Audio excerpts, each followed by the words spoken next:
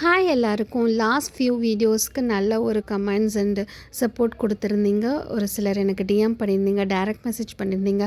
உங்களை பார்த்து எங்களுக்கு கான்ஃபிடென்ட்டாக இருக்குதுன்னு சொன்னீங்க. எல்லாருக்குமே அந்த கான்ஃபிடென்ட் வரணுன்றது தான் என்னோடய ஆசை. ஏன்னா நான் அந்த டயத்தில் இருக்கும்போது எனக்கு இந்த மாதிரி வீடியோஸோ எதுவுமே எனக்கு அந்த நாலேஜே இல்லைங்க. ஸோ என்ன மாதிரி ஒவ்வொரு தாய்மார்களும் எந்த விதத்துலையும் பயப்படக்கூடாது. குறை மாதத்தில் குழந்தை பிறந்தது நம்ம தப்பு கிடையாது. எந்த ஒரு தாய்க்கும் நம்ம குறை மாதத்தில் குழந்தைய பெற்றெடுக்கணும்னு ஆசையும் இருக்காது.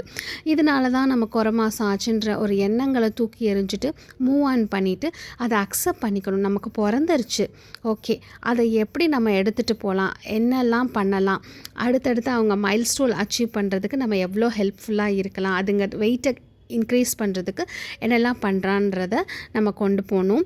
இதுதான் அடுத்தடுத்து நம்ம பண்ண வேண்டிய விஷயம். திங்க் பாசிட்டிவ் அண்ட் ப்ராக்டிக்கல் ஏன் சொல்கிறேன்னா, சில விஷயங்களை நம்ம அக்செப்ட் பண்ணிக்கணும், அதுதான்.